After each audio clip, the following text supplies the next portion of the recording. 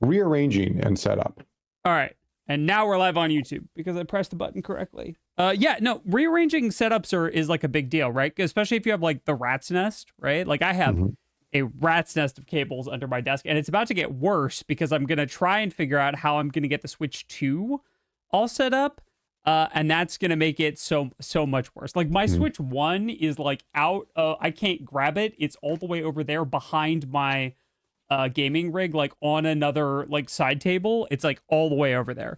But the Switch 2, I don't know. So, you know, we'll figure it out. You gonna switch your setup around?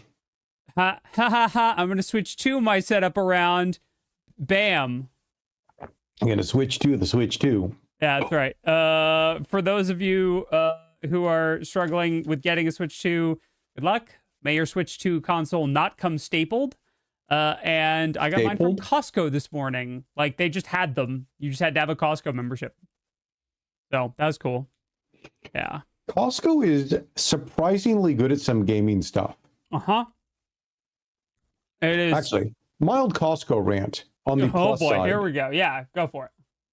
Costco, one of their big things is Costco will never be like, here are 14 types of white shirts. Yeah. It's not, you don't go in, like, you go into Target, it's like, here are 14 types of white shirts. Have fun. Costco's like, here's 2. And we personally have buyers that went and vetted them because we had 100 people submit to sell white shirts in our stores. And we chose the 2 we thought were the best combination of like value to this, to this, to this. And then we made them give us a slightly lower price because we were going to buy 1 billion of them. Yeah. Like walking into a Costco product means it's vetted in a way that I'm increasingly over the years becoming more and more appreciative of, especially having seen Amazon's, the technical term, the enshittification, since I can use that since it's an actual technical term. We have ruled that doesn't count as the swear budget. Yeah. But curation, like, it's funny. There have been people doing curation for a long time, but curation of consumer goods, I think, is one of the new frontiers of quality Hallmark as we get more and more people making things in online stores. They just try and dump them there to sell and then disappear. Drop shipping. Yeah. As a way to counteract that. Yes. Okay, cool. We're going to hang out for like 2 minutes, 15 seconds or so that ads finish up on Twitch, and then we will start our episode. Yeah, it's fine, Thunder. It's fine. We've sort of semi stipulated the guests are immune. But that's okay. And yes, Costco has them, but they were sold out online about 10 minutes after I got confirmation from my dad who placed the order because my parents have the Costco membership. And he did it from his phone. He ordered a Switch 2 from his phone from the Costco app to be delivered to me tomorrow. Pretty dope. As I've said, I am Costco 2 thumbs up. Plus, they pay their people well. They really do. Yeah. Costco is very good for that. Yes. No heists. No heists. No. Stop it. Brad is trying to heist things. That's illegal.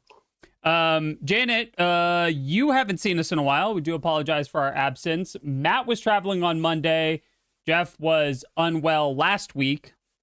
So we're back today, and we will be back on Monday for more breakfast, and we'll be back next week for more Design Club. So you do have more content coming YouTube way. I suppose you could say hoist as long as you don't do that thing where you like substitute one word for another, like how on YouTube people say unalive instead of die, right? Oh, I thought you were going to say like hoist for moist.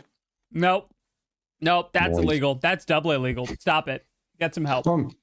Check out my new I picked this up at PAX when I was out there, my new Child's Play hoodie. Oh, that's great. Yeah. That is awesome. It's comfy. We will see, though, if it survives the entire stream, as my lights may slowly heat up the room enough that hoodie goes. Geoff, I'm in a room with poor ventilation and 2 full-sized computers.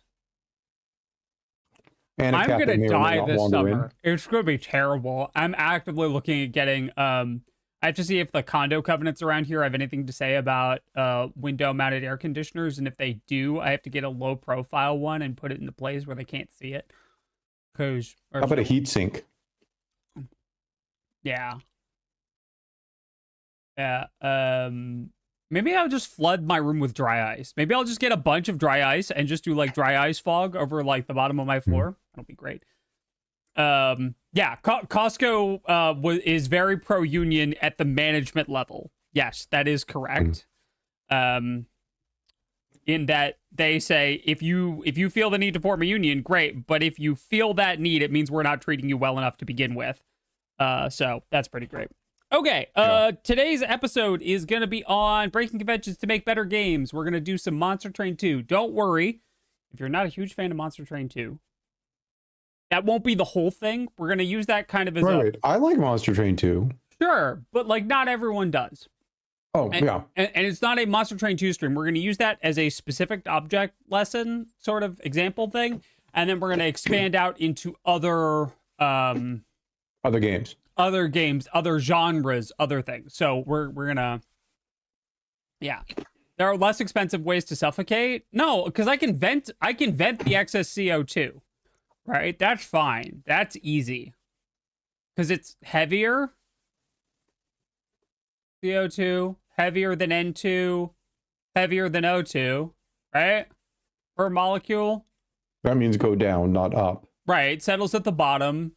Evacuate. Fine. We're fine.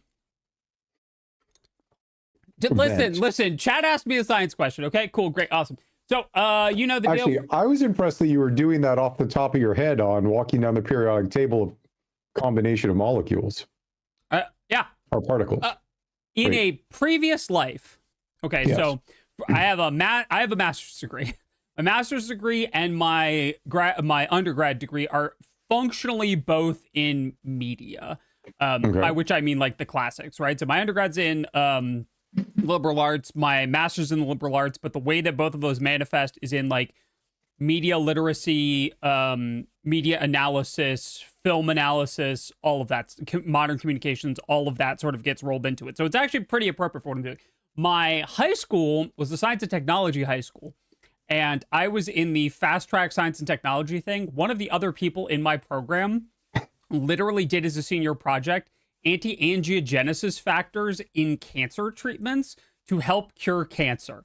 That's the level of high school that I went to for science and technology, which has nothing to do with my current job. But I took organic chemistry my senior year. There's no AP test for organic chemistry. Not enough people take it. I love chemistry. Yeah. Chemistry was like my jam. I took regular chem, AP chem, organic chemistry. I took all of the chemistry that they would let me take. And yeah, so. Well, I learned a thing about you today. Yes, that is correct. If you have functioning floor vents, CO2 is fine. Yeah, I don't, so I'm gonna have to rig up a hood.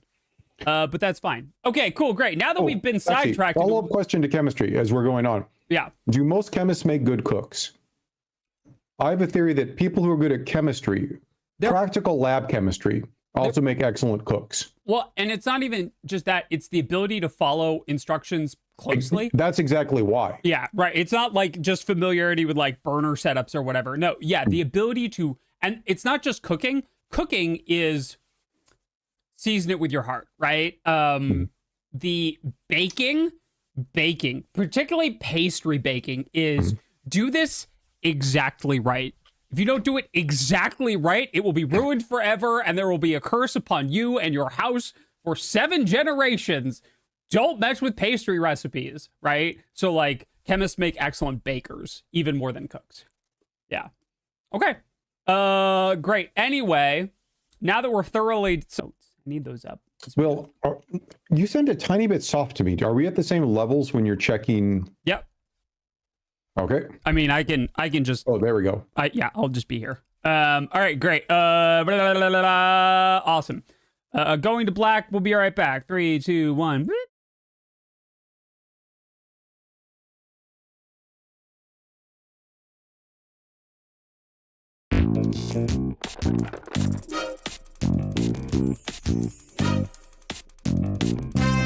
Good time zone internet. Hello and welcome to Design Club, the only game design show on the internet that's back this week after a 1-week hiatus and that isn't talking about the Switch 2 launch that is today, the day that we're recording this. I am your humble, proud Switch 2 soon-to-be owner, Will, joined as always by my co-host, Geoff. Say hi to the people, Geoff. Hi to the people, Geoff. Hey, everybody. I'm Geoffrey Zatkin, the studio director of Extra Credits and a long-time game designer, like 2 decades plus, who's currently had his mind blown. The fact that I learned a thing that yesterday, Will. Yes. Having gotten back into the Unity ecosystem and reteaching myself things. And we did an episode like 2 months ago on a la carte game development, talking about using assets from the Unity store to accelerate your game in the same way you use things like Photoshop or Blender or other tools. Unity, much to my surprise, where you buy a software package from, tool package for like $20 to $100 because these are serious tool packages you're buying, blew my mind by having a $2 week-long sale yesterday.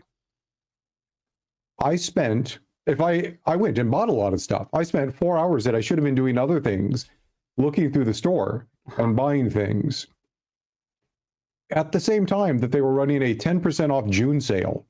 So everything was really $1.80. 10% off. So everything was really $1.80. Yeah. Okay. And I bought almost $2,500 worth of software for $138. Like it. So normally I'm not a fan of buy it just because it's on sale. But at that ratio, I absolutely bought things that I was like, might I need this on a future project, or do I just want to look at it and see how somebody more talented than myself built this particular shader? Yes. Yeah, for $2, the fact that I might use it later. Yeah, okay. Yeah, that's I might take it apart and learn from it. Yeah. Yeah. Absolutely. Right, I had to bring that up because I expect that on like the iTunes store or maybe like Steam Ultra Indie games down to, and it's funny though, like it's a bad proposition for a game bringing this back in because most studios, even if you're pretty fast, you're not making a game every 2 weeks. Right. Or, the game you make, unless it's really good, is probably not selling 5 or 10 years later. Where if you're doing software development and building tools, and you're like, here's a tool. Now I'm going to go make another tool. And I'm going to go make another tool. Selling somebody a tool for $2 that they look at, they're like, this was a good tool. What else has this dev team made? Like, it's an actual like loss leader marketing kind of thing. Yeah. Which I think is very smart, right? I think it's a very cool way to do it. We were talking about Etsy too, that Etsy does similar things, but it's a little different, obviously, because Etsy is physical goods largely, not exclusively, but largely, and Unity is digital goods. But... And the beauty of digital goods is once you've made a digital good, selling an extra 1,000 of them does not cost you anymore. Correct. Where for a physical good, you can get to a point where it costs you more to make it than you sell it for if you've deeply discounted. Yep. Which is a tangent, but it's also a little bit, since we're talking about breaking rules today. Yeah. Or breaking conventions, like $2 software is not a thing I am used to seeing. Correct. Yeah. And I think Grass has it absolutely right. It is a good price for consumer or for customer acquisition. Right. Yep. That's correct. Like the cost of and that's what Epic's been doing for a really long time, right? Epic's been doing they pay developers for every copy of a free game that you claim, right? Times the number of copies. And they have viewed that cost that they have been paying out money to developers as a cost to acquire users into their ecosystem, which is accurate, right? Yeah. And in this case, it's much the same thing. And actually in in the state's case of the Unreal, what storefront did you just mention? Epic. Epic, thank you. In the case of the Epic store, the biggest thing they're also combating is it's a 2-for-1 thing because they're like, come get free game. People are like, oh, I like free game. But when you're doing that, you're building up a library. Yeah. Because one of the biggest disadvantages the Epic store has is the Steam store, where people have 20 or 50 or 100 games sitting in their library. moving to a new store means you're basically splitting where you're hoarding your things. Yeah. And so they're trying to get you critical mass where you're not going to abandon the Epic store because you're like, I have 15 games in here. Right. And just sort of like, we're not bailing on this topic, but we're kind of tacking back towards our planned topic for today. That is a thing that Epic decided to do. That's a big risk. That's breaking one of the rules about storefronts, which is you can't really give away your main product for free, right? You can have a loss leader, Costco chickens, right? We're talking about Costco and getting Costco hot dogs. Yeah, Costco hot dogs, right? And the food court at Costco. Right, that's a way to get people in, but giving away your product for free, that's kind of that is weird, right? And the amount of free product that Epic's giving away is more than $1,000 per account. Staggering. Yeah, it's a staggering amount, right? But it's been successful, and they had to do something big and different to compete with Steam because Steam is the juggernaut in the room. Right? Epic came in and said, we want to 5 to 10 years from now be a competitor for Steam, and we are willing to spend money along the way to get to the point where eventually, like Steam, we will print money by selling all of these things. Right. They got those Fortnite dollars. Yep. Fortnite money, V-Bucks money goes pretty far. So, Geoff, our topic this week. Yes. Breaking conventions makes better games. Hi. Monster Train 2 came out recently. We've both been playing it. We played the demo a while ago on stream to just kind of like take 3 months, take a quick look at it. Walk me through how you came to this revelation. So we're gonna walk through how Geoff came to this conclusion. We're gonna show you a bit of how that conclusion came to be, and then we'll talk about some other games. So I played a lot of Monster Train 1. It's been one of my rotation games, especially because they have a really nice iPad port. Yeah. And I have 3 games on my iPad that are my go-to I need to space out games, which is Slay the Spire, Monster Train, and Balatro. Those are like my 3 rotation games of... Those are 3 games, any one of which has devoured thousands of people's entire free times. Yes, great. And they all have fantastic iPad ports. And because I don't have a computer in bed or... sitting when I'm waiting to pick up my kid from school or anything else, these are my easy go-to games. And I put a lot of time into all of them. Actually, I also put a lot of time to the PC versions. But Monster Train is a good game. Just straight up. It's not my favorite of all time, but it is a good game. So I started Monster Train 2, and one of the immediate things as a designer that I noticed was that they were leaning a lot more heavily into the differentiation of clans, which is the equivalent of a character-ish for this. And one of the biggest ways that they are differentiating is basically saying, here is the set of rules for how the Monster Train game exists. Yes. Every single clan and every single hero within that is going to find an interesting way to break the conventions. Strongly so. So if you analyze Monster Train, in a weird way, it's kind of a tower defense game. Yes.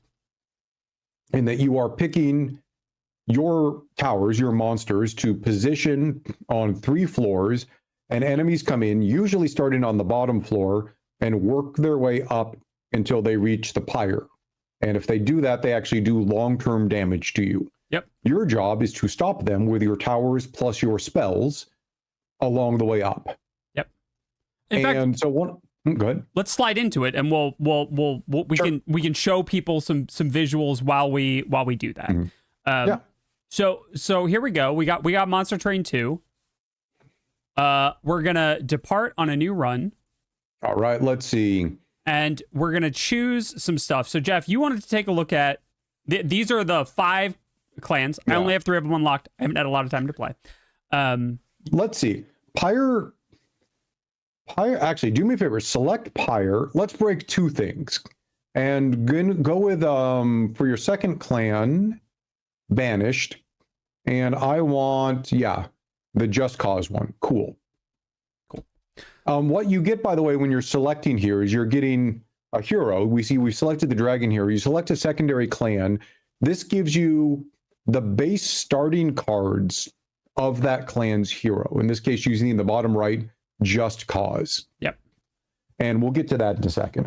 All right. So So keep going. So we have this game. I'm gonna get us to the first fight, and we'll talk about why this is weird. And so when you finish each level, sorry, what's up? I'm glad we're not finishing this run. We have to fight Seraph Eternus, Chosen of Dominion, which does corruption too, and I hate corruption. Yeah, it's gross. Okay, anyway.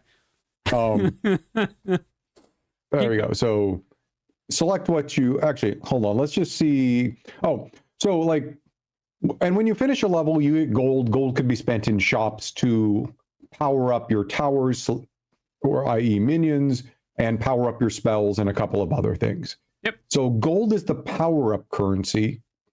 There's literally no other use for gold than in some way making you stronger. Correct. Most of the time. Right? And I think that's sort of the theme here is that we're going to tell you a bunch of rules about this game. Yeah. And I want you to imagine that every single one of these rules that we've just described has an asterisk. Yep. And that's one of the things that I was most impressed about Monster Train, because like one of the other basics of most tower defense games, you put a tower down and that's where it is to attack the monsters. Yep. Clan number 1, which we took their card for with Just Cause, breaks that rule with a common card. Yep. Straight up. Which they have a new ability called Advance. Advance means select a thing, move it to the frontmost position of your towers. Notice it doesn't say advance friendly. So this also means you can take an enemy in a wave that is hidden behind the big blockers and be like, oh, let's put you in the front where you're the first thing that's going to get killed as combat happens. Right. Like positioning in tower defense of where you put towers is a pretty basic thing. And I want to talk about this real quick because I think this is really important. The game never says your minions don't move, your units don't move, because it's building on a convention of tower defense games, right? It's building on a set of genre expectations from tower defense games that say when you place a thing down, that's where it lives. That's where it is, right? That is a genre convention of that kind of game, right? You don't generally every time we talk tower defense, dabble in it, like Clash Royale is a combination of actually is a tower defense game. Yeah. And for example, if you put a big beefy ogre down and put a little archer behind it, assuming you know the move speeds, it's not like your archer suddenly jumps to the front of the ogre. Yes. Like positioning matters in these games. Like that is a convention of how these games work. Yes. Position well and then see how the combat happens. Correct. The same thing with like finish a level well to get more gold to use for upgrades. Right. I'm gonna cool. Okay. Having said that, what do we got here? We're gonna take the Emmet tome. Ooh, both of those are solid. Well, yeah, we don't have any whelps now, and I hate I hate speculating on major artifacts. This is like this is a strategic difference between Actually, being check your starting. Yeah, we don't have any. Okay. Because we're on 0. We're not on Covenant. We're not on Covenant 1 to keep this under control. Is this going to give me the thing? Okay, so here's a great one. Here's another great one. In and other roguelike card games do this too, and I'm really glad we got this one. This one says every time Lord Phoenix, big beefy dragon boy, kills our hero. Yeah, kills something, it gains an attack permanently.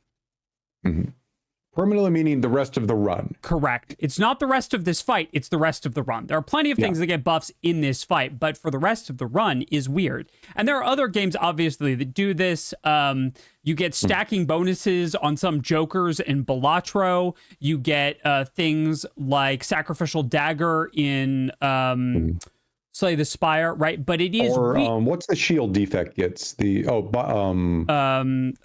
gets more powerful each genetic time. algorithm. Yeah. Right. Like, so this is not unheard of, but it's fun to see this coming in as a base level ability, right, on something that in the last version was a lot more rare. Actually, Little Flame had. Yeah, but my larger point is the idea that the convention of we're using cards as a way to represent things. There's an intuition that those cards are less mutable, right? They can generally be upgraded, which you can think of as replacing the card with a better version of the card. But they're less mutable, and this is a permanent upgrade, right? This is a way that the game changes fundamentally on a turn-by-turn basis, which is weird and cool, right? And that being said, both of these are solid upgrades. Yeah, but I like this one better. All right, let's do it. Okay, so worry not. We're not going to do the whole run. We're just going to show you how this works. So we get to see we're facing some zombies, and we can choose to face more zombies to get some gold. But what I heard was I can choose to face more zombies so that my dragon can eat more things and get more powerful. True. I'm seeing all upside here. So you don't need to worry about that, but we're gonna look at the basic conventions. So at the start of the battle, enemy units appear on each floor. That's a modifier to this one. That's unusual. Oh, I also just noticed because we're playing the Ascension 0 version. Yep. Oh, by the way, before you end it, Will, how big is Dragon? Oh, never mind. He's 3. Dragon's 3 butt. Have you seen the undo button here? Yes. So there is, I have praised this. One of the things that this game does that I wouldn't consider a rule break, but I would say is the height of design that should be praised. It's quality of life. It is pure quality of life is you can undo an entire turn. Up until the enemies move, you can undo everything you have done since the last enemy move. Correct. And it is bananas. And the game is such that it doesn't lend itself to analysis paralysis, which is a problem that often occurs when you let players rewind something indefinitely, is that you may want to limit it some, because if you don't, then what happens is they will do it over and over again until they get the perfect solution. But the game has enough tolerance here that the perfect solution either isn't hard to find or isn't important. And you can't go quite far enough back because it's per turn of thing. It's not like the mistake you made 2 turns ago can be undone. Correct. And that is one of the things that I dislike a little about Monster Train is the disconnect between your actions and the ultimate effect of them, because it can be a little difficult to see why you actually lost. So we've deployed all of our stuff. Right. So one of the things I just realized, because we're not getting additional starter cards, we're not actually seeing one of the main abilities of the dragons, which is the ability to generate obscene amounts of gold in ways that no other clan gets. Right. I was hoping that we'd get one of the dragon egg abilities, but we'll talk about that. We don't, because we're on 0. You don't get extra cards till level 1. Doesn't Phoenix have a horde ability? Hold on. Isn't his third ability a horde ability? Let's see. Look at his. Well, actually, doesn't matter for right now. Let's keep going. So, like we said, it's a tower defense game. I'm gonna deploy. Wait. Undo that real quick. Why? Let's do positioning real quick. Okay. See that little foot soldier there, Will? Yeah. Let's put a foot soldier in front of the big buff blocker soldier. Okay. I was gonna use those elsewhere, but okay. And look, you can move. You can undo this too. Right. One of those basic abilities. Hey, look, we've repositioned this guy in a way. Like, that's just the basic ability that came in with this clan. Yep. Let's move you to the front and give you a buff. And there are other cards that care about being moved as well, right? Yes. So they get bonuses every time they get moved. Yes. So you end up doing a lot of moving. And again, in a tower defense game, I'm just saying this is so unusual that basically we're seeing moving towers as a base ability, which is great. It's them looking to say, no, here's the thing. This clan will be memorable because you're going to be doing a thing in tower defense that you never do normally. Instead of the clans are far more distinct than like Slay the Spire characters, because while Slay the Spire characters have different starting artifact or starting relics and starting decks, they generally operate on the same principles, which is one of the reasons that the prismatic shard is viable at all. I would actually argue that slightly. We can get to that when we get to Spire. I would say they start off in the same point and they start diverging wildly. We can argue about Poison that. And orbs. Yeah. Yes, they can. They don't have to. Okay, so I'm gonna. You can undo that if you want to for this round. I wanted to show that it's like, look, base level card. Boom. Yeah, I know. I had a thought of how I was going to demonstrate a bunch of stuff with the turn, and it has left my mind. So let me play through real quick. So we are going to use. That's the other one. This guy's got an ability, an activated ability, so that's good. So he's going to murder something in the back, and then he's going to murder something in the front, and we need to put something back here and something back. Why did you all get Pyrogel? When you flame, oh, that's right. Yeah, they all get Pyrogel. It flames the whole row, but only one person takes straight up damage. Yep, that's right. And if you want some armor, you could put it on the front guy. The Just Cause will give him armor every round after this for being in the front. Yeah, Valor is the thing. Yes, Paradox asks, Prismatic Shard is the one that allows you to put any card from any class. It said, Prismatic is weird. In card rewards, all cards from all classes and neutral cards are added to card rewards at the appropriate rarities. Shops remain unaltered. That's a minor, and you don't get to pick them, but yes. Okay, so we're gonna take a hit, and that's fine.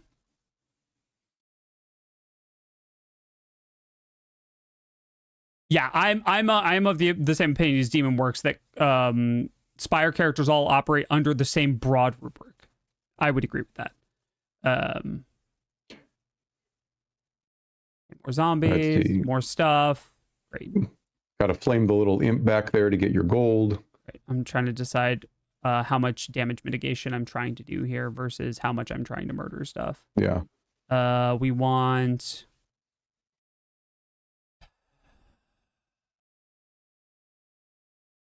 That guy's gonna die to the wrong thing, so I gotta think about that real quick. Kill that for now. That's fine. I'll worry about this guy next turn. Schmack, schmack. Yes, even defect. Well, defect orbs are actually, there's a hidden passive part of Prismatic Shard because defect orbs are such a big deal. I guess you're gonna kill that. That's fine. The Prismatic Shard gives you an invisible orb slot. Yeah. Prismatic Shard gives you... use the... There's another card Watcher can do that pulls in a card possibly from other people as well. Yes. So it has to exist for that too. Yeah, I don't remember if that one... What I don't remember is if that one gives orb slots or not. Mm-hmm. I'm just gonna stack all this up. You might want to advance the front guy to the back just to give one more heavy hit. Yeah, I guess. I'm not sure if that's... Pyrogel is a unique weird thing. Yeah. Okay. Pyrogel basically, when it's on something, makes every hit it takes do extra damage equal to the stacks on that. Right. Don't forget you have a breath weapon again. Yeah. I'm getting there. Boom. And then he's going to die to the right thing. Yep. So it's not piloting at the base level isn't mechanically complicated, right? There are lots of good choices, but it's lots of good choices in a way that makes sense in a simple way, right? The rules are pretty straightforward. There are things on this floor. I have things on this floor. They're going to fight. We're going to keep going until someone is dead. Yep. The interesting part about this game and why I think it stands out is the... Ooh, there. Yeah, you got to take the... Yeah, I'm getting there. Or actually, what's the one to the... Ooh. No, Golden Touch. Yeah. One of the reasons that it's so interesting is that taking the base rules and then building weird on top of it for different things, especially when you get to combine two different groups of people, is really powerful for making the game memorable and interesting, right? So, for instance, The Pyrogel is a stacking debuff, right? That stays on that the basic cards from the Pyreborn get to do. That's weird and leads to specific strategies. And the way that those strategies interact with the movement strategies means that while the fundamental rules that underlie it are weird, are simple, right? You put units down, they fight, something dies. By breaking some of those rules selectively, we get a more memorable experience. Right. And in this case, the memorable is fun. Yes, memorable is fun and good, right? And there's all kinds of this is a really great one. So we can kind of see here how breaking one rule from tower defense games leads to a lot of possibilities. So here we have a card that says challenge. Advance a unit to the front of the floor, and it applies a debuff. Instead of our starter cards, which apply a buff, this is a debuff. I can call someone out from the back of the enemy line. Right here, I can pull someone forward and make them take a hit. For someone, that melee weakness means the next time they're hit, they take double damage. Yes. Selfless sacrifice lets you negate damage, and then one of my favorite cards, the penitent bodysuit. It's a suit of spikes that you put on an enemy, and then every time it moves, it takes a bunch of damage. So if you want to, you can put it on something that has a lot of health, and then make it dance back and forth until it dies. It's really funny. I like it. It's dance, great. Monkey dance. Yeah, right. It's really good. So, can I get to Let's this? see. Do they have magic on? Oh, so here's an interesting one for the dragons. You saw if we'd actually started one level higher, we might have had a chance to start with one of the cards that did this in our deck. But they have a new mechanic, which is collect dragon eggs. At the end of a match, you have the option to cash in your dragon eggs based on how many you have. And so, for example, if you have 2 dragon eggs, you can do 25 gold. If you have 8, which is currently the maximum Will can do, you get 75 gold, a minor artifact from the clan, and your choice of one of 2 other artifacts. So basically stacking up your treasure, they're giving you a separate mini game to play here, which is, you're a dragon. You like loot? Do the right thing. Let's start handing you out lots of extra gold and lots of extra artifacts for doing the thing you're probably going to do anyway, which is trying to kill your opponents. Right. And you can choose to forego some amount of stuff that'll make you more powerful in the game for the ability to hold more eggs. You only hold 8 base. There are other things there are artifacts that you can get that instead of taking something which will make you more powerful and make it easier to beat the game, you're increasing your capacity for dragon eggs. So you can get up to 13. And if you get 13 dragon eggs, you get to select a free boss relic. You only normally get 2 of those the entire run. Would you like a third one, right? So again, it goes from, and this is really interesting, it goes from the simple idea that there is an additional currency-based resource that only that clan gets. That is, at the beginning, roughly exchangeable for gold, and ends with, there is an extremely precious limited thing that you normally only get 2 of. If you're really good at this minigame that only one of 5 clans can do, you can have an additional boss relic, right? And so that means that any run that involves the Pyreborn is going to feel fundamentally different. It's going to have this fundamental underlying current of, I need to keep an eye out for this because the payout is so good, right? Because it allows me to break this rule and get this third thing, right? Why would I choose between drawing more cards and having more energy and having bigger floors when I could potentially have all 3? I take 1 of 2 of those for my 2 regular boss relics and take the third one as my Pyreborn relic, and now I'm super powerful, and it lets me feel like I've been rewarded for doing this thing, and it's really clever, right? That's kind of where I'm. Then in addition, they build on that by saying, we're going to give you a couple of creatures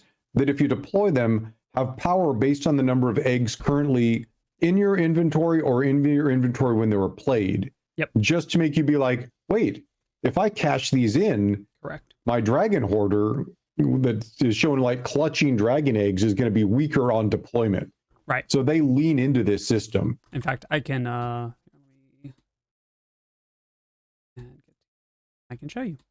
So the things that we're talking about, also just as long as we're in Monster Train, this is best in class information accessibility for a card-based roguelike. It's best in class. You have all of the information about pretty much everything you could care about referenced in one place in an easy to digest fashion that lets you sort, that lets you find all the information at a glance. With filters. It filters. It is wild, right? So we're going to look for Pyreborn, right? So we have... it's an uncommon Pyreborn card, so you can just hit the uncommon... There you go. Yeah, so we have all kinds of other cards that interact with this. The Guildmonger, a unit. Normally, you don't want your units to die, but when the Guildmonger does, it gets an egg. You get an egg, right? We have Greed. Greed says, deal 20 damage to all units. That means yours too. And Slay is for every unit it kills. All death. Right. It doesn't care whose it kills, so you can kill your own units to get eggs. Right? And remember earlier, Geoff was talking about gold, how gold is exclusively used to make you more powerful in shops and in events. Yeah. Which is the area between the fighting. Right. Except we have a card called Make It Rain, where we can spend our gold in the middle of combat to do something cool. Right? We also have an ability called Avarice that lets us build gold in the middle of combat, right? So again, the Miser, every time Avarice 10, every time he hits something, you get 10 gold. Yeah. Give him multi-strike so he goes twice around, you get 20 gold. Right. In a boss fight, if you positioned him last in your row so he hits the boss like 12 times during the fight as it goes back and forth, 120 gold. Right. So it's pretty crazy. Right. So this is kind of where we're getting to with this, right? And I think this is a really great example of this is there's a line between building identity for a character, faction, unit, archetype, and making it interesting and doing it in a way that is super memorable because you set out a bounding box for what design is going to be for your game, and then said, accept. And then you made all of these weird little carve-outs and doors at the edge of the bounding box to let things bolt onto it and break those conventions and break those rules. This is kind of one of the big examples of that, right? And this is literally the kind of thing in a design doc, as you're thinking of the clan, you'd be like, what's the tagline for this clan? And, you know, or the hero, and it's going to be like, dragons are greedy and like gold. Right. Because you see, there's things that like encourage you to hoard gold, and there's things that encourage you to use gold. Yep. Oh, bottom left, by the way, you were talking about spending gold. Yeah. Soldier of Fortune is one of my favorites on that. You can spend gold to buff a specific unit, which is very powerful.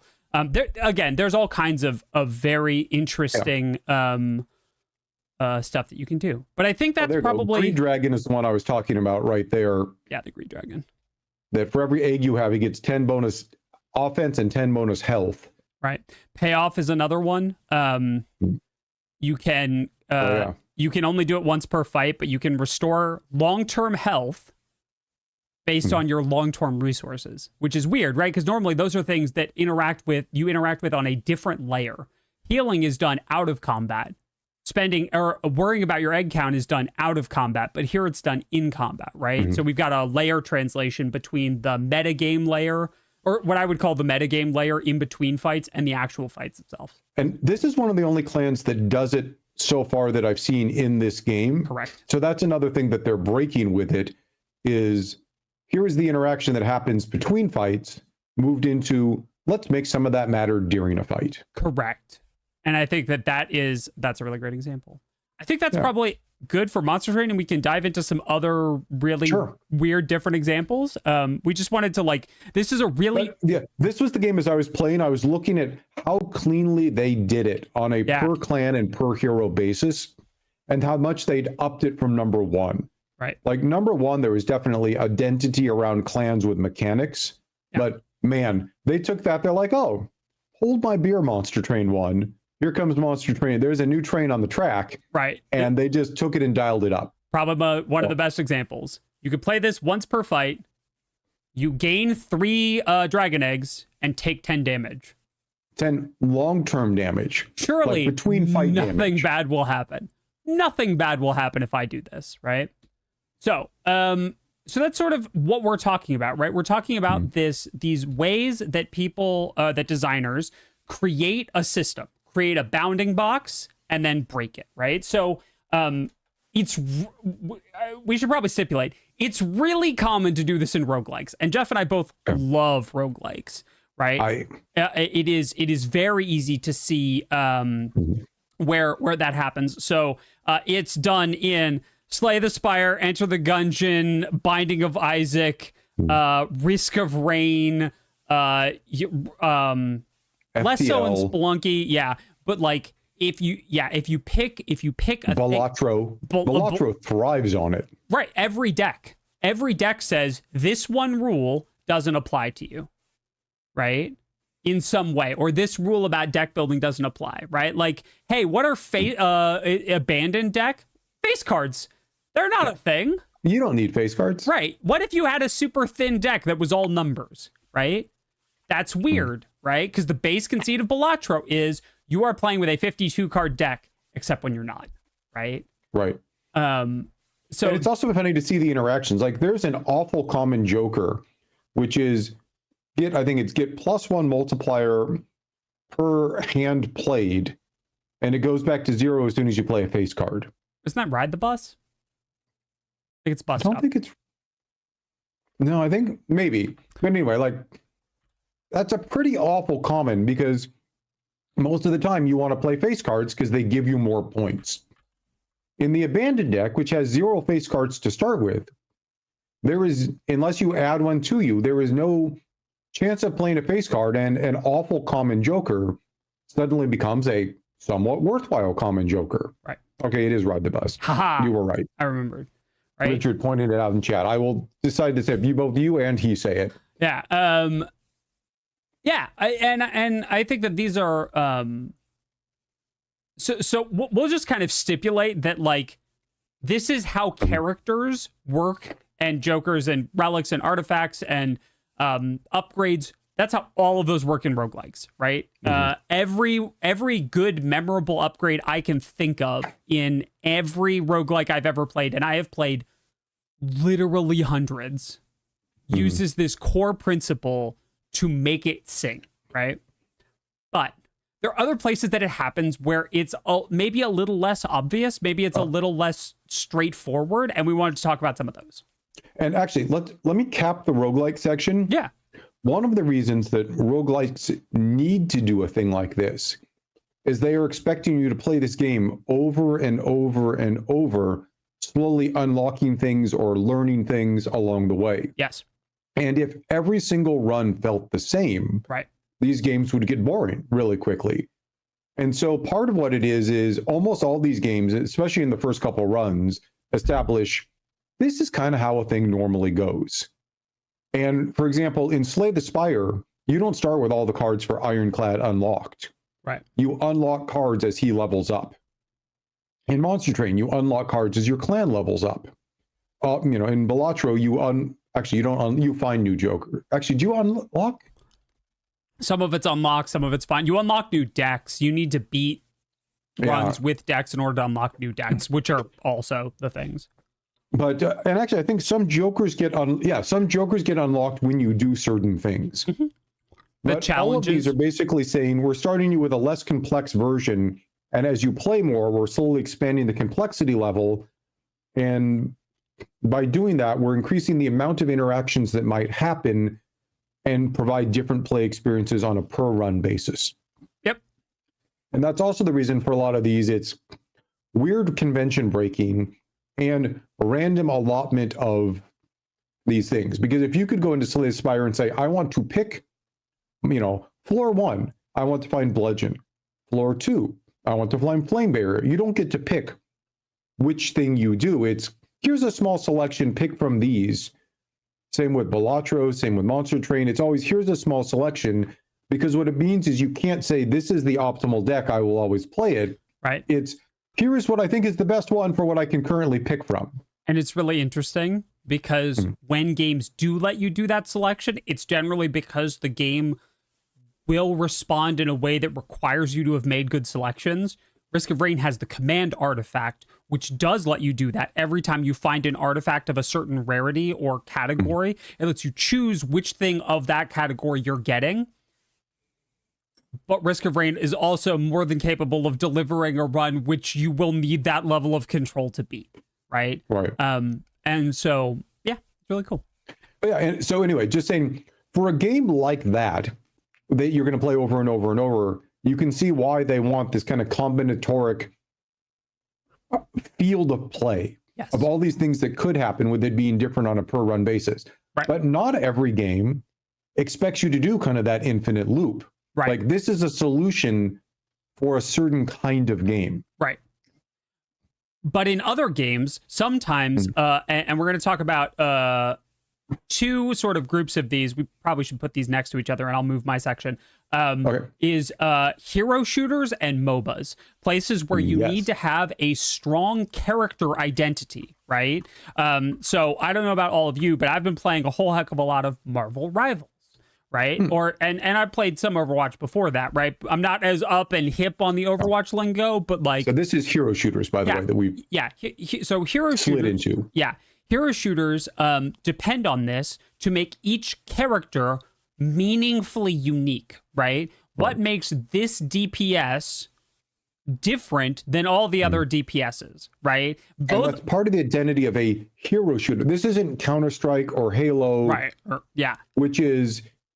You're all roughly the same kind of thing, or this isn't a class-based one like Battlefield or Call of Duty where like, I'm a medic, I'm a sniper kind of thing. This is, I'm Trace. I'm, Well, even we could even look at the two snipers, right? Widowmaker versus Ana and Hanzo, right? Like, though they each have different rules that they break, right? Widowmaker gets to do one-shot headshots, and Ana gets to heal from further away than is reasonable in any circumstance, right? Normally the rule is healers have to be up close and like in the fight to be healing. And Ana says, nah, that's for you youngins. I'm going to be all the way in the back, right? As an example. The reason for this is usually it's frustrating. If every healer could heal from a football field away, it's kind of hard to knock off the healer. Right. And the healer just keeps to get healing the person up front, and that's annoying. Right. And we see it if you're more familiar with Rivals, we see it there too. All of the team ups are really great examples of this. One of the best ones is you have to move your character, except if you're Geoff or Rocket and you have Groot, because then you just get to ride Groot, right? Then you get to worry about healing and putting your stuff down and doing damage and coordinating for your team, and Groot carries you. That's a weird rule break, right? The convention in hero shooters is that you are in control of your character most of the time, barring like pushes and pulls and stuns and whatnot, right? But like you get to do something different because they said, now you don't have to do that one small thing, right? And both Rocket and Groot, by the way, have their own other rule breaks, but the main one I'm thinking about is with Groot. Yeah. Or like Cloak and Dagger. Yes. Like, you don't usually get two separate sets of powers. Right.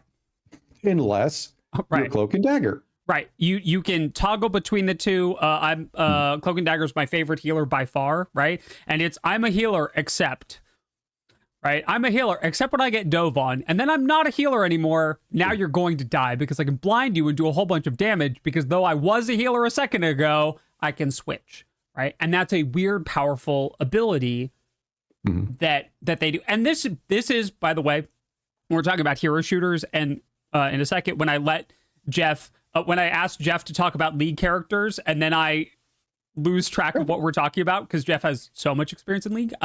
This is why part of the reason why they're so difficult to balance, right, is because they're good and because they break all of these rules. If you broke all of these rules in consistent or easy ways, it would be much easier to balance, but it would be less fun. Right? So like in League, right, you have to heal yourself with items or back in the fountain or have a support do it, unless you're Garen. Right.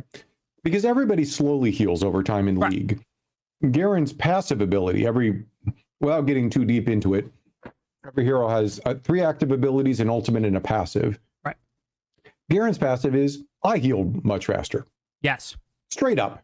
Which means that he has a different play pattern if you're playing in top lane with him, usually that's a battle of attrition. You fight, you back off a little bit. People have different trading patterns. Some want to go in and just keep fighting. Others want to hit and run. Garen is happy to wade in, whack you for a while, back off, quickly heal up while you're like, my healing's doing this, and his healing's like, and you're like, oh, that's not good. And then he comes back in for another trade pattern. And now, you're like, I can't keep fighting against him in this way. Right. And the cost for that is that Garen is relatively short ranged and has a pretty straightforward kit in the grand scheme of things. Right. Yeah. This is not to say that these things are broken. We'll talk about when you break the rules too far and things become broken in a second. But that's part of his identity. Yes. Part of his identity. Like, they found a different way to make him feel like he can take a staggering amount of damage. Yes. Some characters have more armor, some characters have abilities. And he also has one that does it.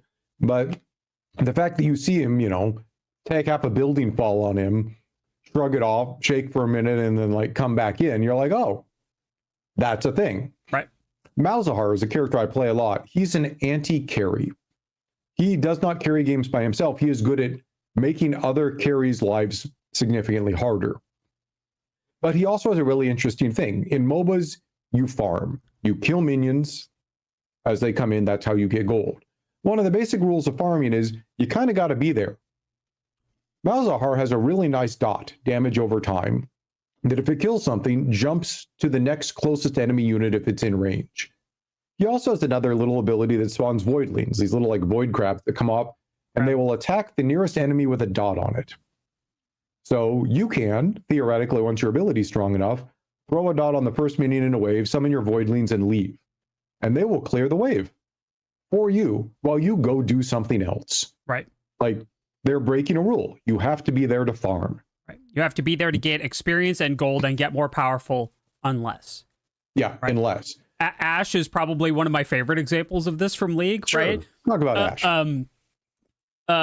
The rule is you have to be able to fight. You have to be able to see someone or have an engagement range to fight someone.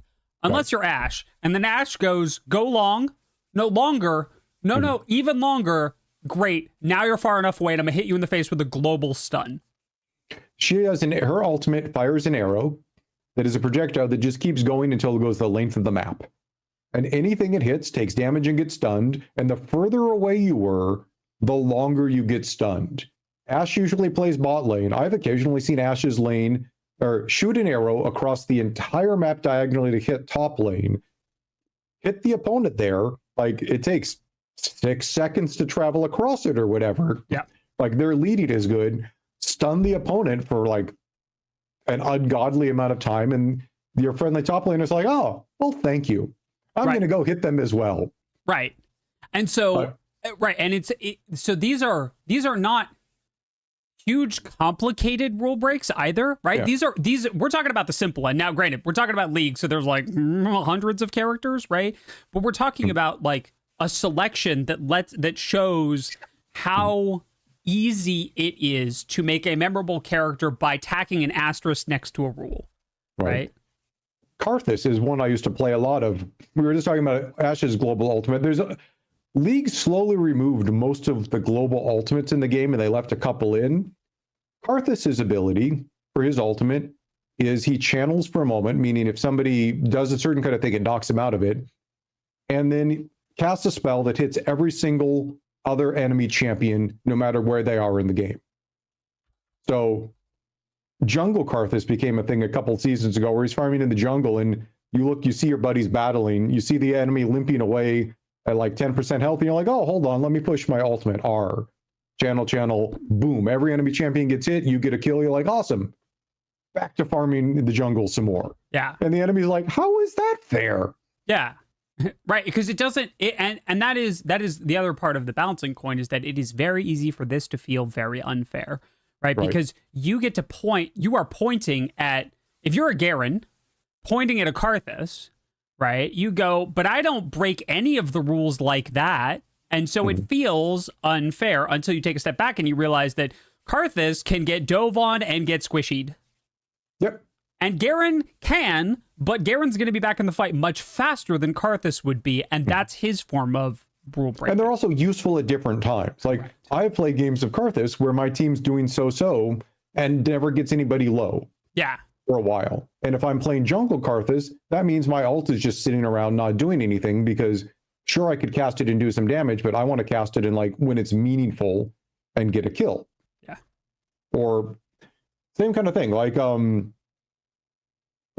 every hero, and that is part of the thing, whether it be League or Dota or some of the others, that the League has, each of these games has conventions on this is how it's typically played, and they establish character identity by saying we're going to take one of the conventions of the game and modify it in some way memorably to help give the identity to this character.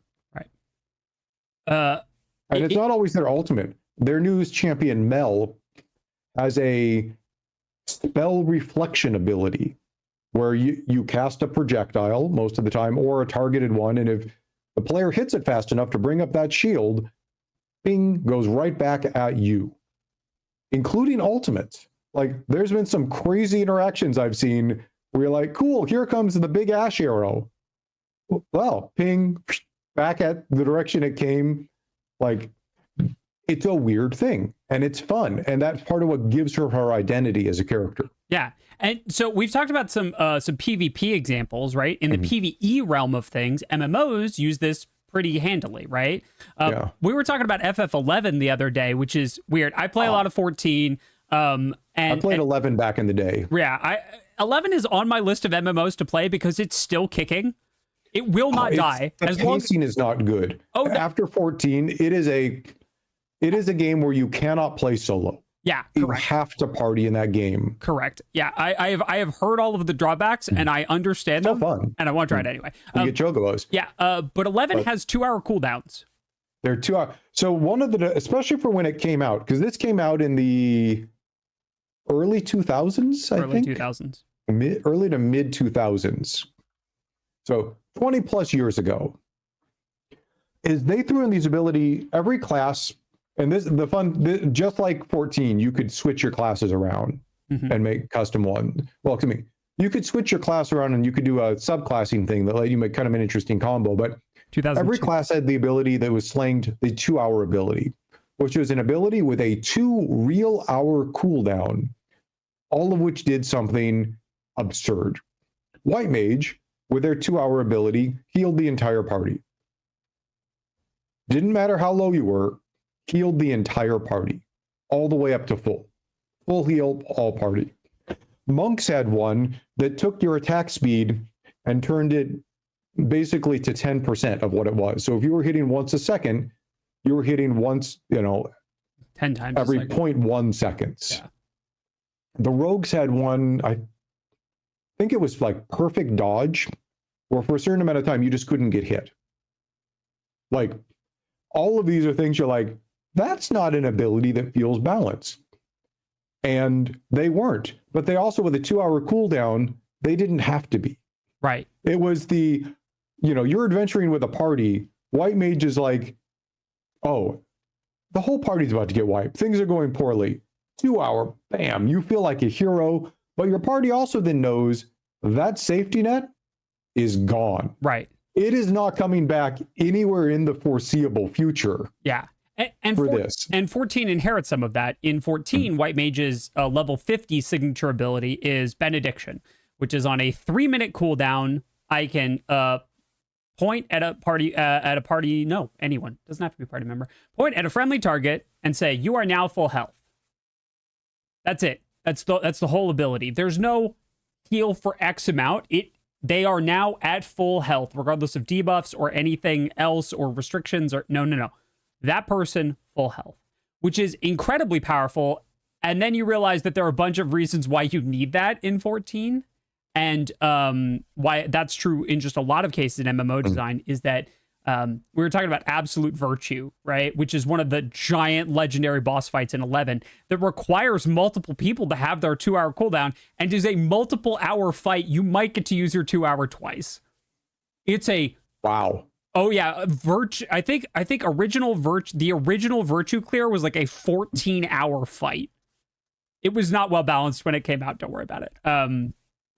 So it is it's a very interesting sort of way to both give designers room to present big challenges and give players really cool opportunities to answer those challenges, right? Because breaking the rule for the players does mean that you now can expect them to have that thing, right? Which is really cool. When every expansion comes out, right, we get a whole list of all the things that in 14 that the healer gets to do. And some of them are really, really, they seem really broken, right? They seem incredibly powerful. One of them is everyone in the party gets a free use, essentially, of sprint, which lets you move faster, which in a game that is about a mechanics ballet is incredibly powerful. And then we played the expansion that Scholar got that ability in, and we went, oh, I see why they gave us that ability now, because it looks really broken because it breaks a rule. And then we play and we're like, oh, there's a lot of places where we need to be moving very quickly.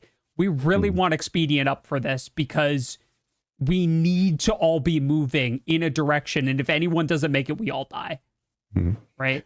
And sometimes these things are thrown in for like specific reasons. But of course, that's a tricky balance thing, because then you look at previous content and you're like, does having this now suddenly make every other thing easier? Right.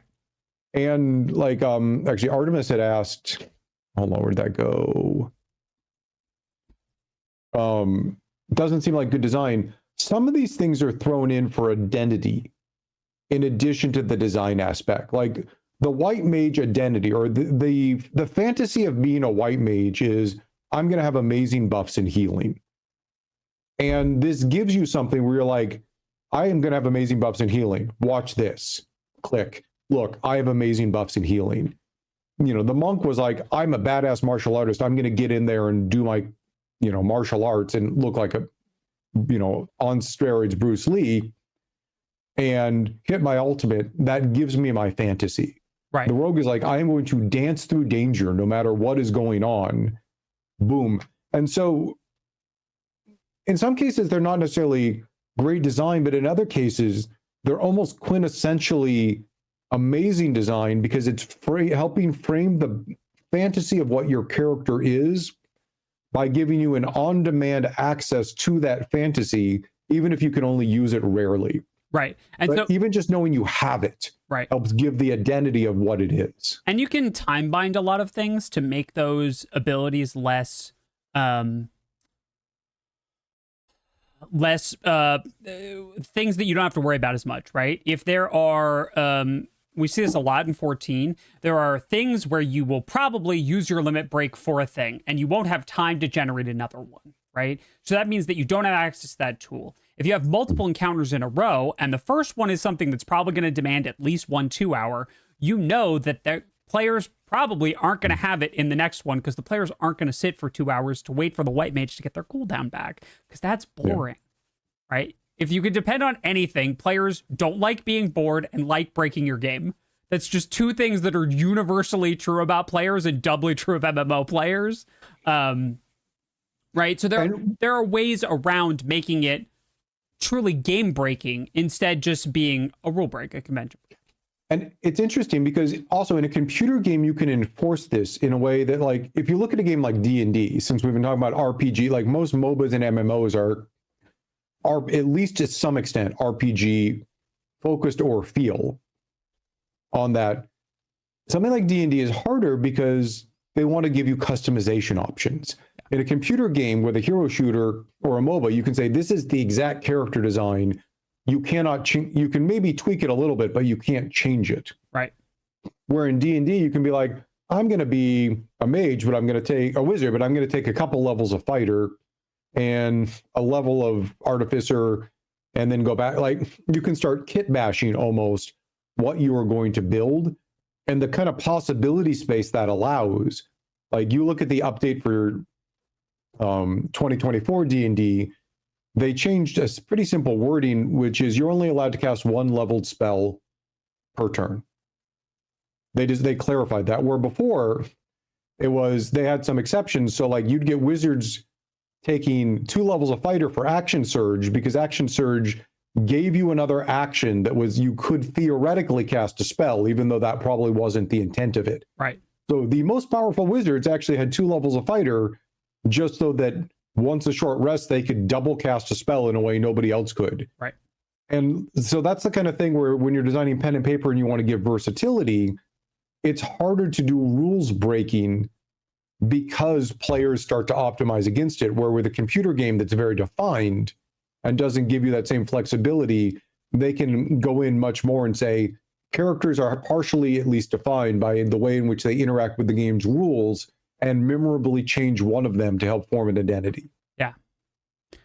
I think it is worth noting that sort of example brings up this there is a real possibility and there's a real downside to this, which is when you break the bounding box, right? The box around things that are allowed in the game, and you start making carve outs.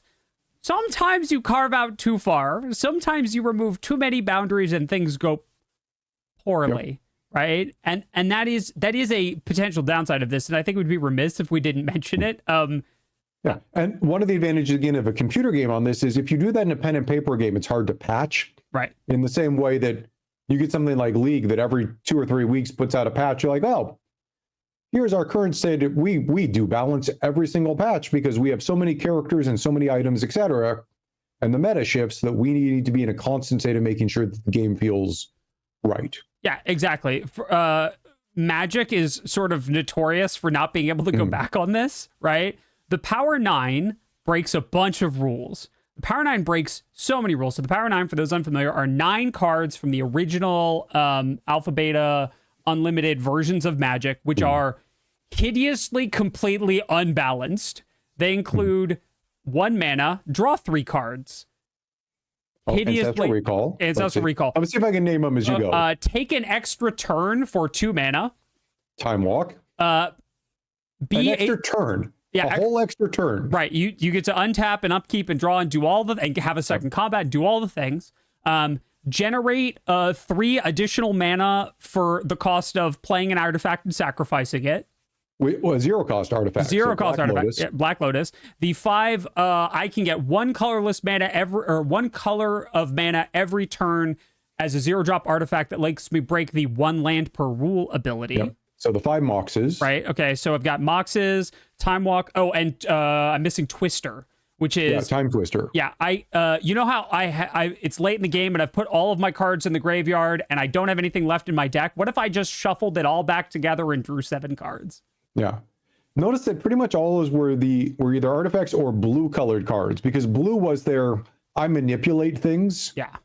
And counter magic manipulation. Right. And turns out balancing magic manipulation was a little harder than they thought. Yeah. And so they're stuck with it, right? They're stuck. There is an entire format. There's one complete format where you can play the Power 9 and it's vintage. That's it. It's the only place you can used play. To be called Unlimited. It's now called Vintage. Yeah, it's called Vintage. And that's it. That's the only place.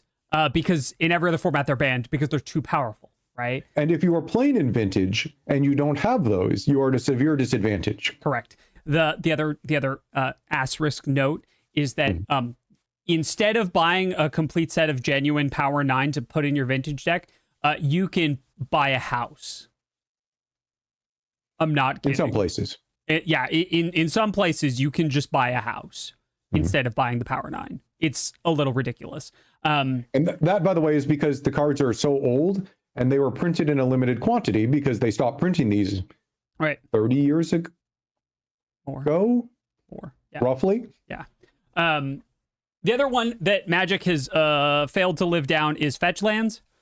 Turns out the I need to put lands in my deck part of Magic is important, and fetch lands let you break that, and fetch lands also let you break the I can only have 1 land enter the battlefield per turn thing, and they also break the I need to have lands that generate, I need to have a suite of lands that generate the correct colors of mana to cast my spells thing. Because fetch lands go, oh, this land is all of the cards I could possibly need it to be at any given time, so I always have the best one when I play it. Hideous design mistake. And Modern is run by fetch lands because they can't walk it back, right? And those they should put a land tax on those. Yeah. That's sort of a big example is that, right, there is a fine line here. And there's one more, I'll talk about one more Magic card, then we'll move on to others. that sort of does that. It's called Corey Steelcutter, and if you've played Magic recently, you've played against it. It's a 2-mana artifact, and every time you play your second spell every turn, you get a free monk token that gets bigger for every spell, non-creature spell you play. Mm-hmm. And the amount of free value that you get might be a little rule break, right? The little rule break is I just get free tokens for playing things, right? Normally you have to do an effect that causes a token to happen. Incidental free tokens are usually pretty rare. And it might be super broken, but it might not be. I'm glad they took this shot, but it looks like it's too powerful and is probably going to get banned in at least one format. And so that is sort of the Do monks get key points or any other fun thing? No, no, you don't. No, you just get it. Tokens don't get tokens. Oh God, thank goodness. No, it's hard enough to track prowess on a growing. They have an ability called prowess. You have to track how many spells have been cast while each token exists. It's a nightmare for tracking. Oh man. Yeah, because you get an increasingly large army of tokens, and the horrible part is you can have multiple Corey Steelcutters out that came out in different parts of the turn. Oh. So like. It's a nightmare to track. You could get a whole little like Go board or something to lay out and just start tracking. Correct. And so it can become difficult to see when you break these conventions if you're too far outside your guidelines, right? And Magic, I think, has it almost the hardest of anybody. It does. Because unlike League, where it's like we can put out a champion every 3 or 4 months and it's good, Magic, for their business model, needs to put out a new set at this point every 3 or 4 months with hundreds of cards in it. Yeah. That they have to balance against not just their current set, but almost every set that has been released in the past. Correct. And the other additional problem that Magic is running into is that the new set will be played more during pre-release weekends. It's right before the pre-release for Final Fantasy. More Final Fantasy Magic the Gathering will be played this coming weekend than was played during all of the playtesting when they were designing the set. Right? We're running into the rule of 10. My rule of tens. Yeah, right, exactly. Which, by the way, for having been a game designer that worked on very large MMOs and other things, one of the things that I discovered very early on and gave a slang name to ingest that stuck was the rule of tens testing rule, which is if you have 10 players in, they're going to find a certain amount of things that your team did. And every time you add a 0, that a whole new set of things get found. When you move to 100 players, suddenly they find things that nobody in your group of 10 players found. Same with 1,000, 10,000, 100,000, a million. Just that many people playing your game, if it's a game with a lot of possibility space, will find things nobody ever thought of in the previous cohort. And it is surprisingly true. And it's one of the reasons that it's really hard to test games like Magic or some other things, is because they go from, even say they could do a big stress test internally, say they could get 1,000 people to come test it. That's a lot of people. WotC doesn't have 1,000 people sitting around to test.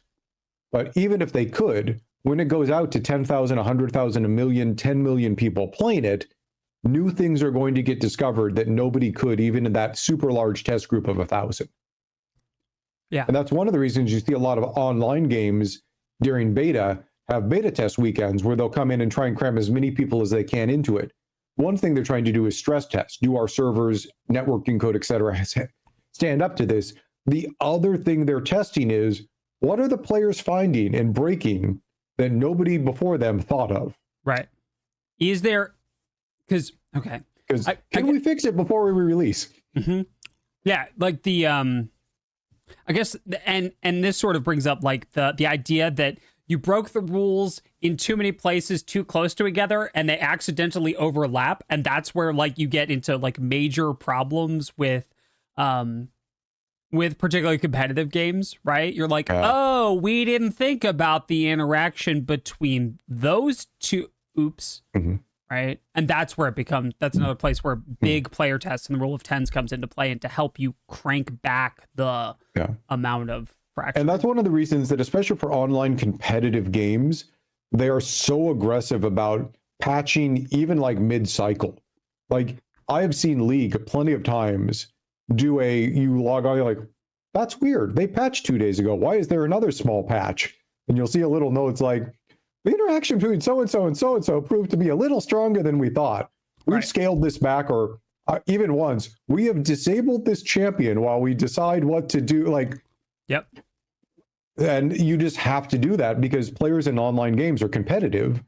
And if there is a thing that obviously works better than other things, people are going to do it. Yeah. They're going to, even if the game designers don't get to go, that's not how the game was designed. If it's in the game and players can do it, they're going to do it. Right. Exactly.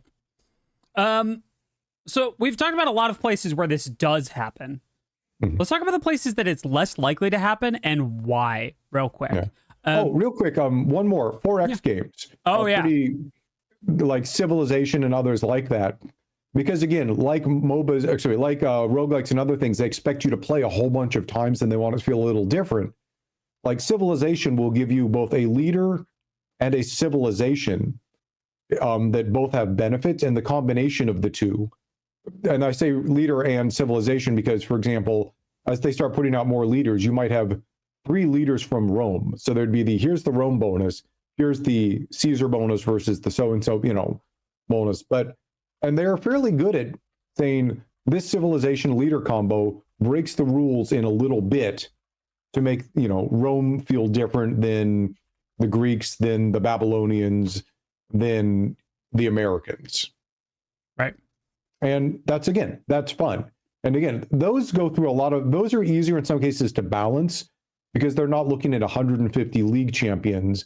And the way they tend to break it is lower. Not always. Yeah. Like there's a Civ in Civ 6 that starts out without a city or a settler to make a city. They start in the ocean. They Polynesians? Yeah, and basically they go land and found. But they don't start on land like near a good spot. They're in the ocean. That's really cool. That is like it is. And I think that moment, right?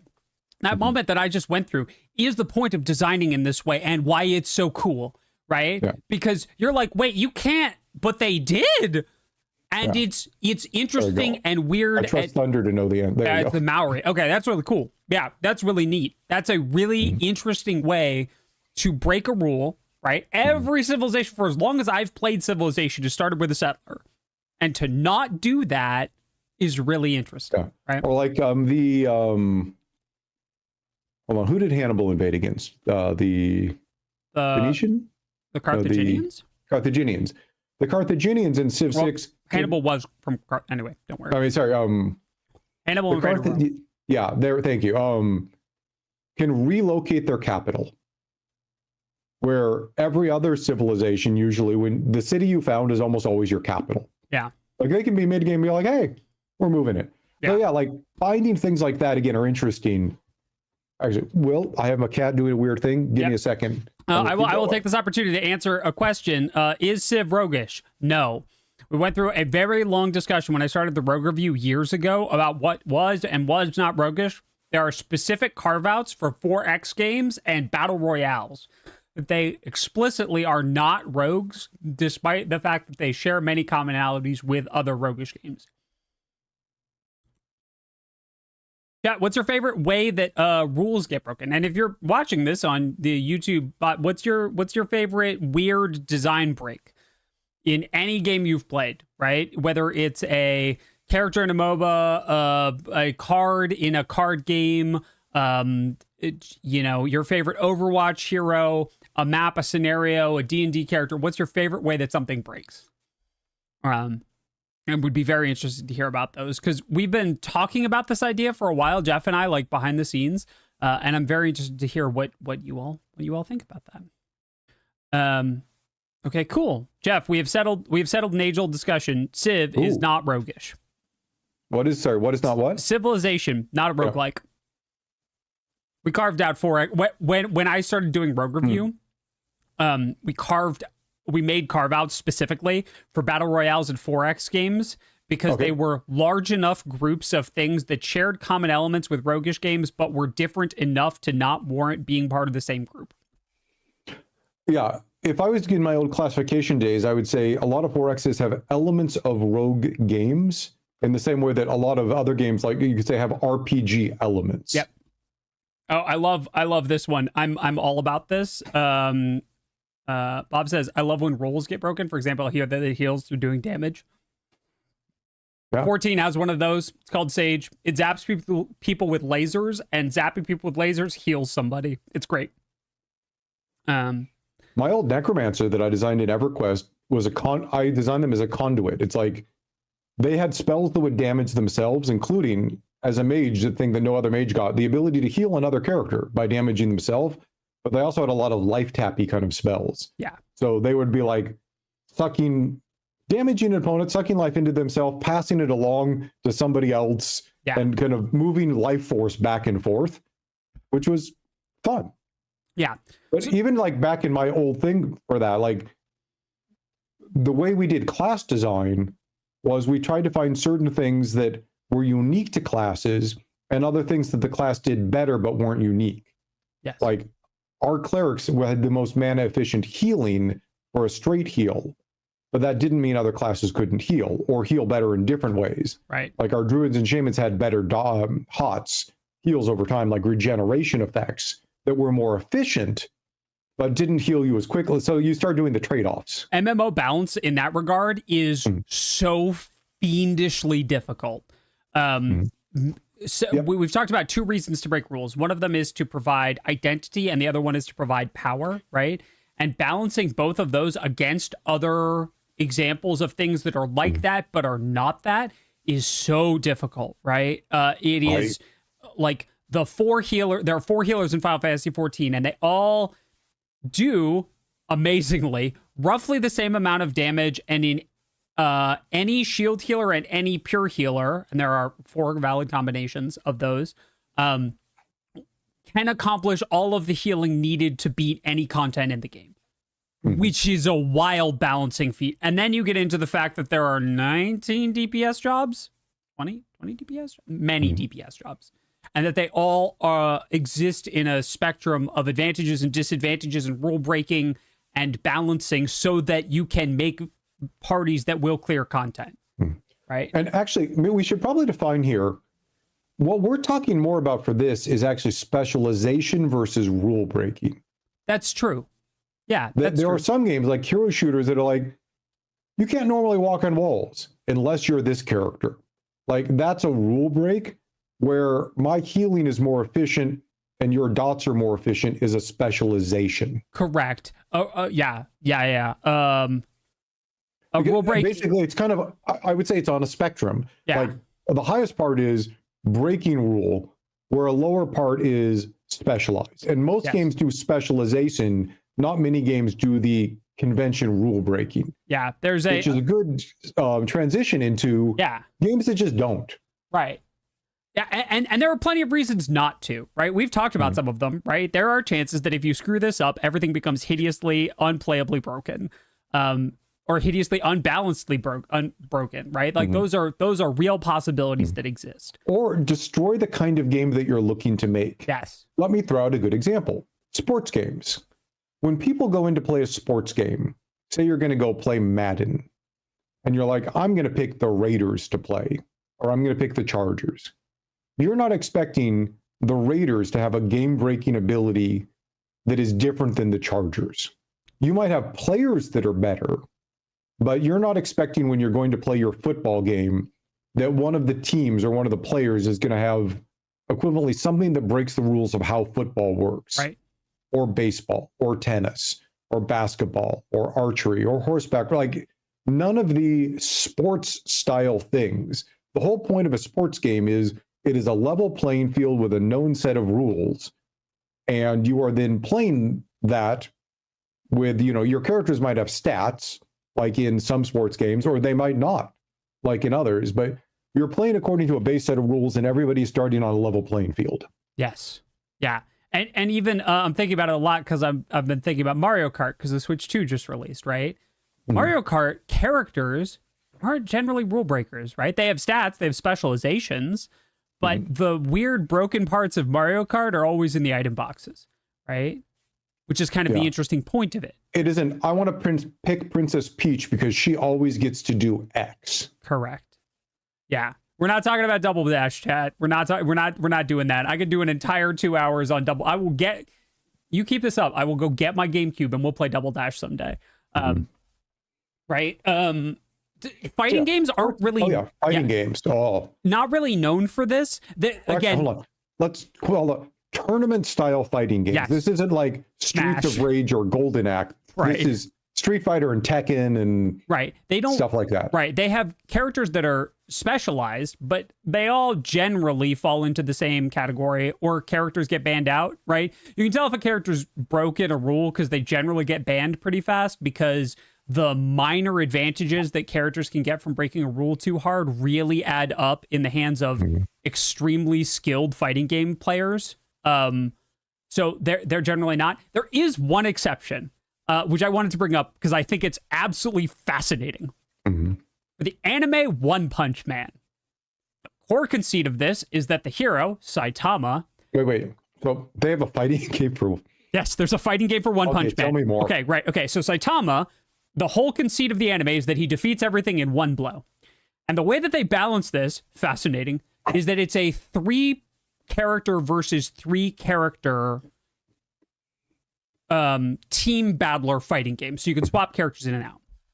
If you choose the One Punch Man, you don't fight with 3 characters, you fight with 2, and your victory condition is now no longer to knock out all 3 of your opponent's characters. It's to survive until One Punch Man shows up and lets you win instantly.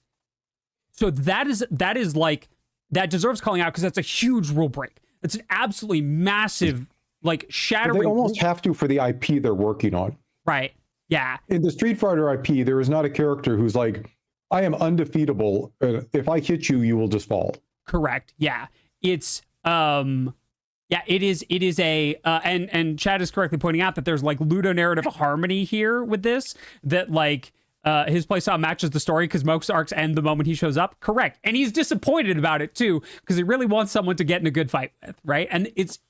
But that is an example of how you could break it in a fighting game in a way that's interesting, right? Because it becomes difficult to sort of lose a battle of attrition slowly enough to win that way, right? So that's but by and large, calling out because it's the exception. Like, yeah, it's a big exception, but mostly, right? Tekken, Street Fighter, Soul Calibur, Guilty Gear, all of those. They generally, Kombat. The bounding box around what is acceptable for a character to have and do is pretty locked, right? It's not as loosey-goosey and the as it game might is be. more about punch counter, frame count, etc. It's not about each of these 14 characters you pick does a weird thing in the fighting. Like, that just isn't, in the same way that isn't what the games are about. Because I think the core fantasy of a fighting game is, in many ways, follow me down this rabbit hole, chat, the same as the core fantasy of becoming an excellent chess player, especially if you're playing on a tight clock. And Tell me more. It is to outthink your opponent at speed, right? It is to develop reflexes and quick neural pathways that let you genuinely be a better player with a known tool set at speed than your opponent. Right? It's not just about winning because I have an I win button, right? That's not interesting. That's not demonstrating skill. I've never seen a community that is more dedicated to cultivating personal skill and like that level of quick interaction than fighting games, right? You can watch any fighting game documentary to kind of see what I'm talking about there. But I think that's why they don't do it in those places, right? Just like you don't have a superpower when you're playing the Miami Dolphins in a sports game, because then you're not really playing the Miami Dolphins, are you? Right? You're playing something else. You're not getting to participate in the fantasy of being the coach of the Dolphins, which is what that's about. And there are variants. Like, if they made a Space Jam basketball game, I guarantee you it would involve rule breaking. Yes. Because half of your characters are Looney Tunes characters, and Looney Tunes characters break all sorts of rules of physics and other things purely by their IP. Yes. In the same way that One Punch Man wins fights by showing up. So it's not saying like a sports game couldn't. It's just most players' fantasy of playing a sports game involves things that don't involve global rule breaking on a per character or team basis. Absolutely. Yeah. Mario sports and Madden sports, different sports. Yeah. Mm-hmm. I think this is a good place. That's a pretty good swing. Like, yeah. But again, it was just getting into Monster Train 2 and watching how much they'd upped their mechanics of, we're going to break conventions cleanly and make it feel good. Yes. And actually, not just break them, build sets around them. Mm-hmm. Dragons building sets around gold. The angels building sets around basically movement. Right. And, the next clan, the one that we didn't show, has a moon mechanic where every turn the moon is either full or new, and there's a whole additional even odd turn thing that you need to care about, and you manipulate the moon phase to like do additional things. That's a whole other mechanic that only that group participates in. Nobody else needs to care whether it's an even turn or an odd turn, but the Luna Clan in fact, they don't even get shown unless you happen to have a moon unit with you. Correct. The Luna Clan really cares about even and odd turns. Really cares, right? Mm-hmm. So, yeah. I think this is an excellent place to wrap up our discussion. So, YouTube, your assignment for the comments below. What is your favorite way that a game has broken its own conventions to make the game better? Whether it's a magic card, its own conventions or genre conventions. Yeah. In there. Right. What is it and why? Say more in the comments below. Chat, thank you so much for joining us. Next week, I think we're going to tell them what we're going to talk about next week. Ooh, let's do it. Next week, we're going to talk about the Switch 2 launch. We're going to talk about why people are upset. We're going to talk about the packaging failures because it hasn't even been out for a whole day, and I'm already hearing about the packaging failures. We're going to talk about how it went, what our initial thoughts of the Switch 2 are. I'll have one in my hands when we do it. So that is our topic for next week. So please join us for that. Until then, please take care of yourselves. Please take care of each other. And we'll see you all next time. Say bye to the people, Geoff. Bye to the people, Geoff. See you, everybody.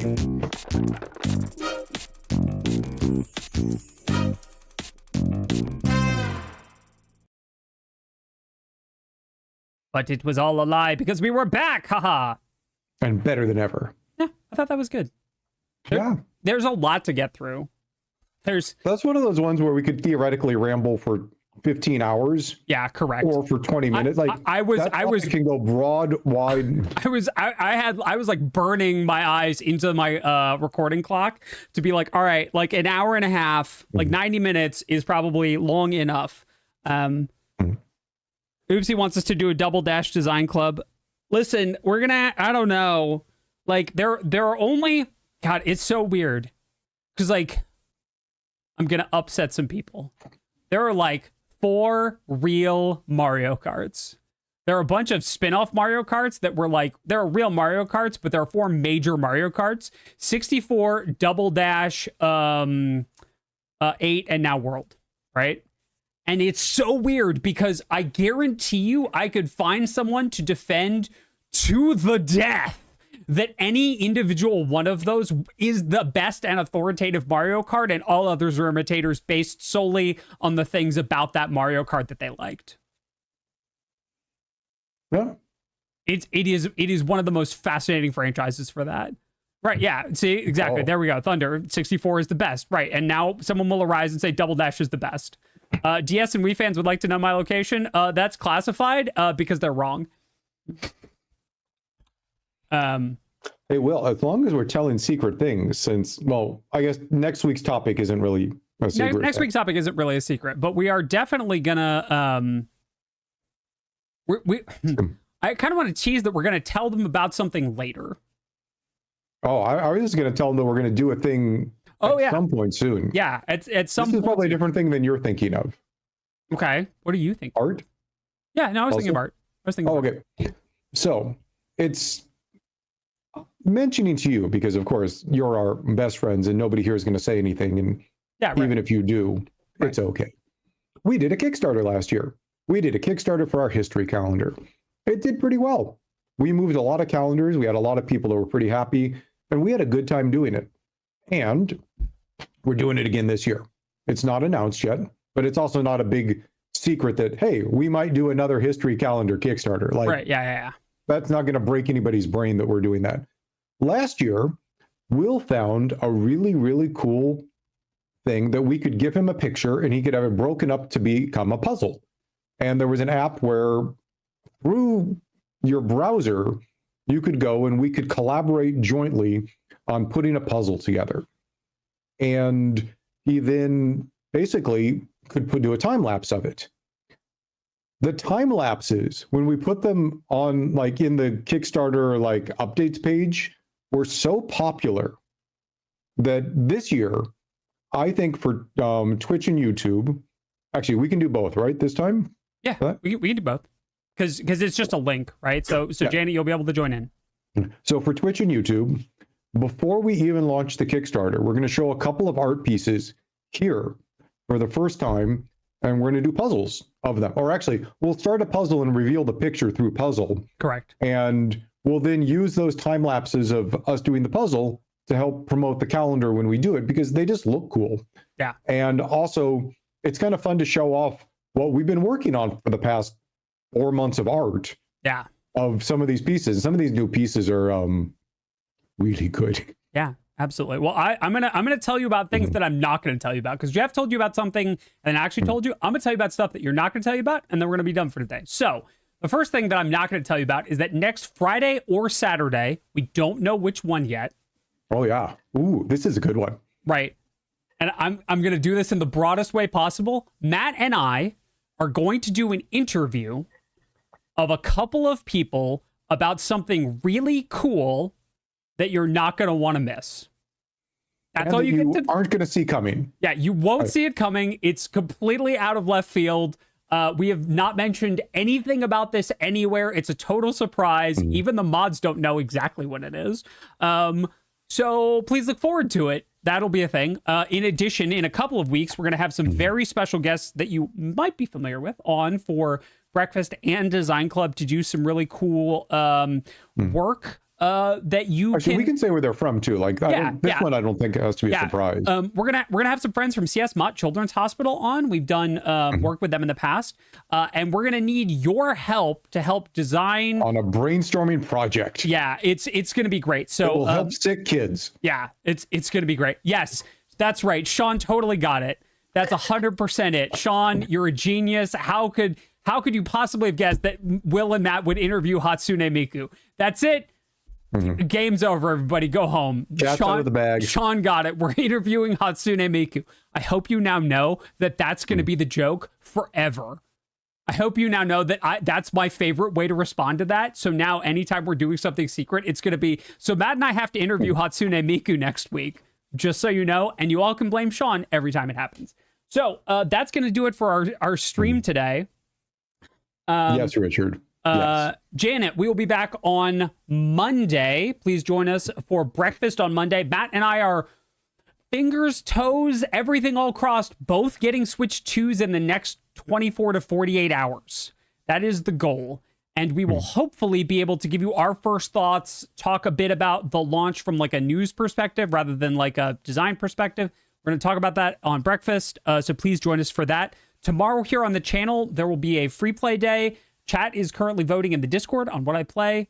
Currently, Final Fantasy XIV is winning, but it could be anything. So please join us for that. And Janet, we will see you all Monday. Everybody say bye, Janet. Bye, Janet.